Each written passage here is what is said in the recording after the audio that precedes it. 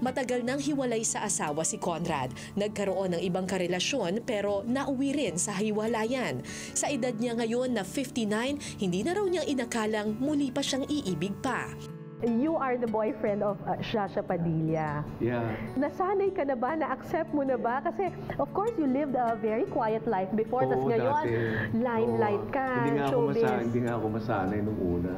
Parang, I remember pa nung first date namin, sabi niya, Conrad, do you know, some of my songs, my movies? Sabi ko, sorry, wala pa.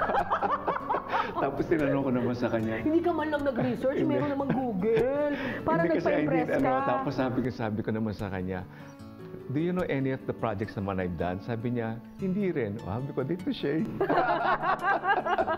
So anyway, ganun lang. But you didn't feel intimidated, no? No naman. It's just like, I think in the beginning, hindi pa siya comfortable. And so was I. Kasi I had just broken up with my your girlfriend, for 10 years. And then, siya naman, si Dolphy noon, I think 2 years na lang mamatay. Ang kliyente ni Conrad na si Sharon Cuneta ang nagsilbing tulay para magkakilala ang dalawa. Una nga, I was reluctant. Sabi ko, hindi, ayoko ng showbiz kasi iba yung nila, yung schedule. So ano to, blind date? Oh, blind date. Blind date lang. Wow. Wow, parang teenager lang yung peg nyo. Sabi ko, I know how you look like, kilala kita, pero ako hindi mo kilala. So ako na lang maghihintay sa labas ng restaurant. Then, yung lalapit sa'yo, ako yun. O, tapos? So, ayun lang. And then, anong una mo siyang nakita? Well, Tumibok na ba yung puso hindi, mo? I'm familiar. Siya yung sinabi niya sa akin. Tapos tinawagan ko si Sharon after that evening. Sabi ko, Shawi, anong balita? Sabi ni Shawi sa akin, wala daw fireworks, walang sparks. Oh, no. Sabi ko, sige, magkaibigan na naman kami. Ganon. And then I just found that he wasn't actually my type. So sabi ko, I think that, we were talking for 2 hours. Sabi ko, I felt that he could be a best friend, but I don't know the possibilities because I don't know. So sabi ko, ligawan niya kaya ako. And then sabi ni Sharon, ligawan mo naman. Sabi ko, ano pa yung panliligaw? At my age, manliligaw pa ba naman ako? Sabi niya, hindi. You call her, get to know her more.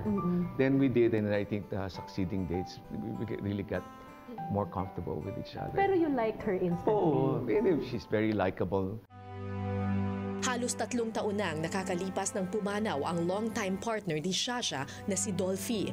Ang mahigit 20 taong relasyon nila, isa sa mga bagay na hinangaan ni Conrad. And he was a good man, and her past is her past, so is mine.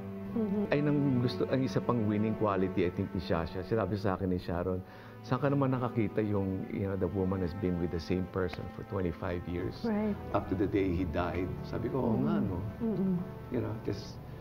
Kasi sometimes I keep telling Shasha, I value the small things more than the big things.